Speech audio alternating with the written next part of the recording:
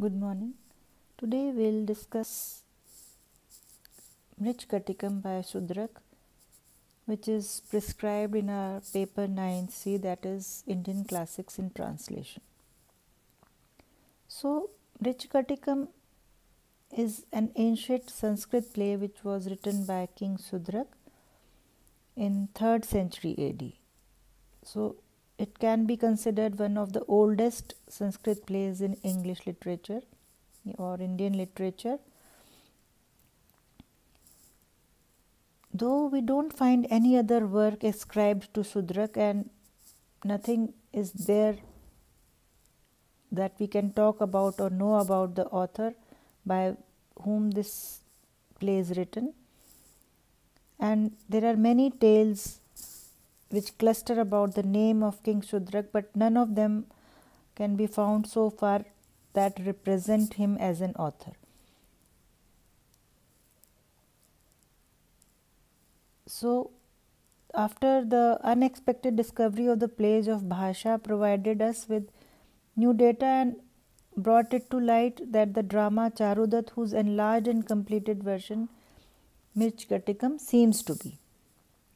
So, Mrichkatikam is one of the most famous prakarnas, which means a play or plot, whose plot is partly derived from history and partly it is created by author's own imagination of the ancient India, that is not based on the epic material and is full of different sorts of ideas. It is natural that Sudrak should have chosen the expression of matters that were so diverse, that type of drama which gives the greatest scope to the author's creative power. So we can say that it was totally an invention of the author, a category which is said to be heroic drama, the plot of which is drawn from history or mythology. So we can say that Mrichkatikam is the only drama which fulfills the spirit of the drama of invention, that is, which is defined by the Sanskrit scholars of dramaturgy.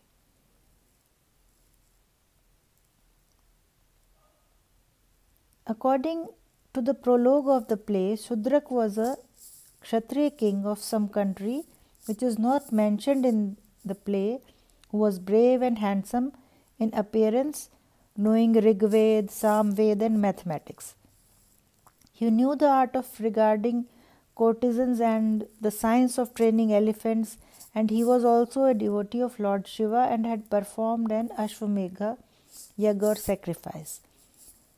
This great king died at the ripe age of 100 years and 10 days. Due to lack of information, facts and evidences, the authorship of this play is still uncertain. There are many theories prevailing about the same, but none of them could be considered reliable. Kalidas, who can be called the grace of poetry, and Bhavabhuti, who is the master of eloquence, are far more intimately allied in spirit than is either of them with the author of Mrichkatikam. Kalidas and Bhavabhuti are Hindus. The Shakuntala and the later acts of Ram could have been written nowhere except in India, but Sudrak alone in the long line of Indian dramatists has a cosmopolitan character.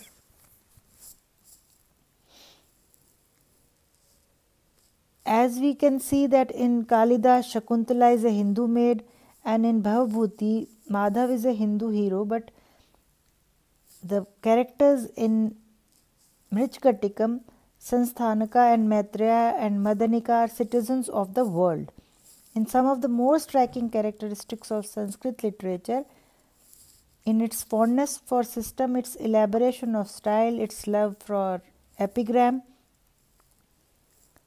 we can say that Kalidas and Bhavabhuti are far truer to their native land than is Sudrak, because the characters that are written by them or created by them are closer to our land than Sudrakas. In Sudrak, we find few of those splendid phrases in which we can trace our own land. As regards the predominance of action over the poetical expression of great truths, Mrichkatikam stands related to the later acts of Ram as Macbeth does to Hamlet.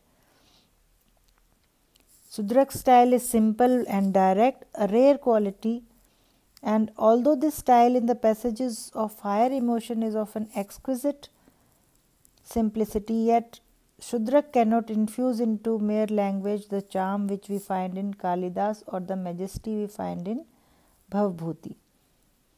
Yet we can say that Shudrak's limitations in regard to stylistic power are not without their compensation. For love of style slowly and ultimately proved the death of Sanskrit literature. Now, at this point where other writers are weak, Shudrak stands forth preeminent because Sanskrit literature is not that prominent. Nowhere else in the hundreds of Sanskrit drama do we find such variety and such drawing of character as in Mrichkatikam. The characters of Mrichkatikam are living men and women. It is quite evident from the play that Shudrak's men are better individualized than his women. The characters include every class of individuals in the society, from Brahmins to executioner to the housemaids. So Mrichkatikam is a 10-act play based on the love of Charudat, a prominent but poor inhabitant of Ujjaini, and Vasantasena is an exquisitely beautiful and pure-minded courtesan of the same city. The play begins with prologue consisting of a benedictory stanza which basically is a prayer for the people of the world.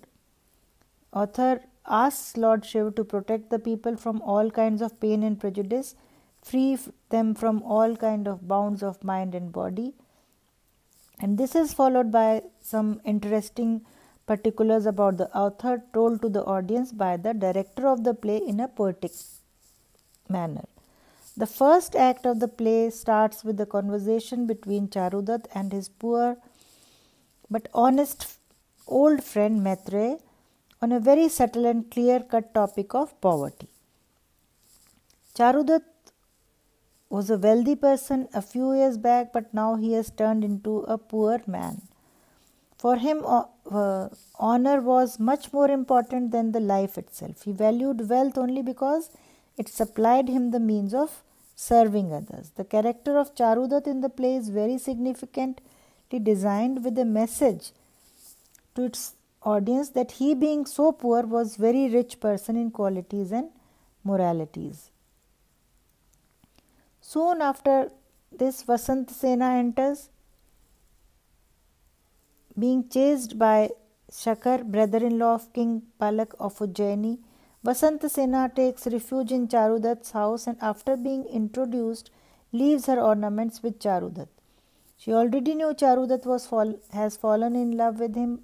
On the contrary, Charudat, being innocent, honest and helpful, helps her by taking care of her ornaments given to him by Vasantasena.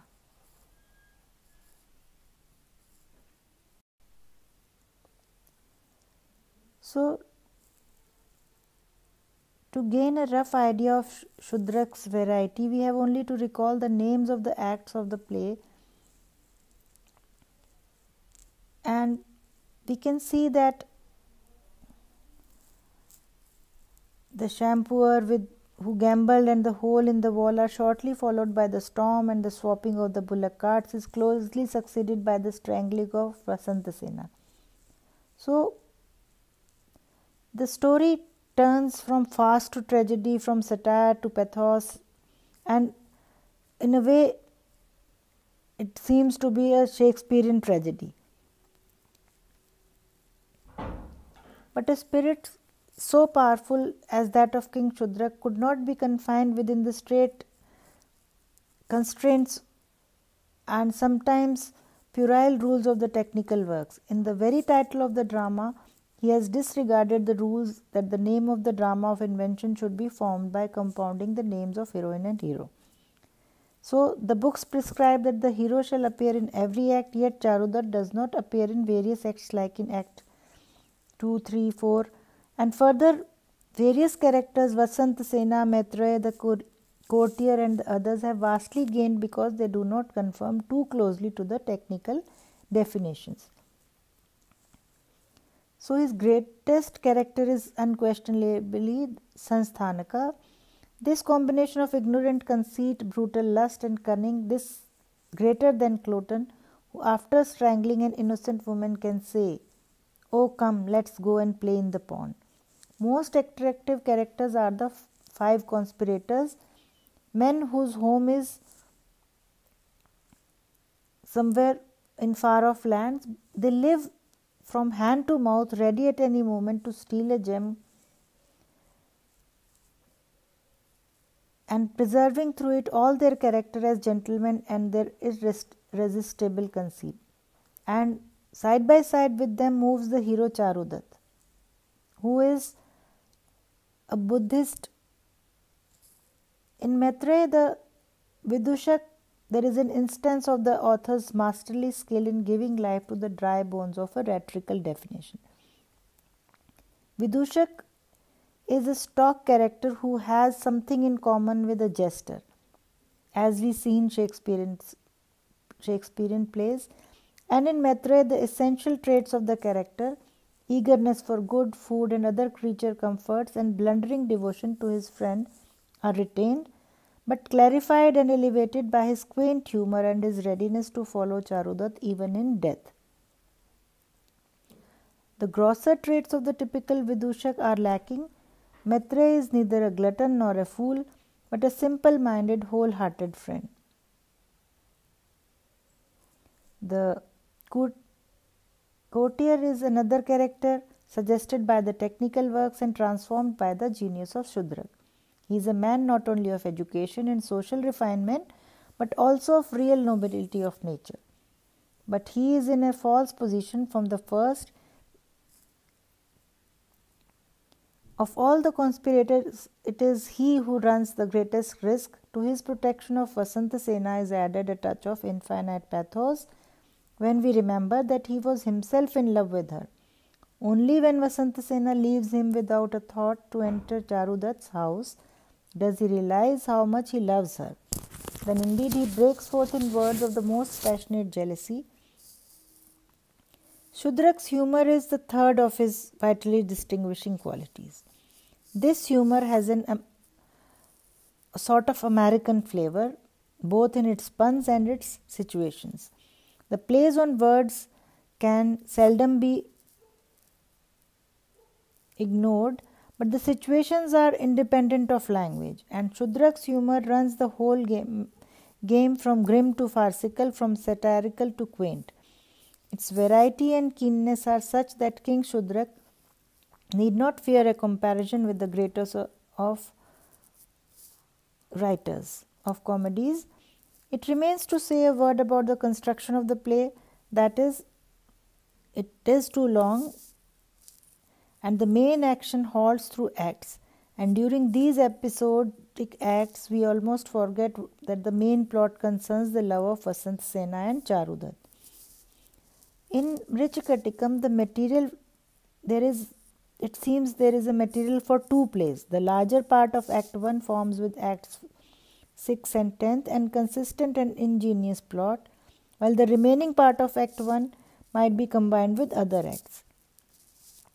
So, this can be a sort of comedy. The second act has little real connection either with the main plot or with the story of the gems. The breadth of treatment which is observable in this play is found in many other specimens of the Sanskrit drama, which has set itself an ideal different from that of our own drama. So the lack of dramatic unity and consistency is often compensated by lyrical beauty and charms of style, but it suggests the question whether we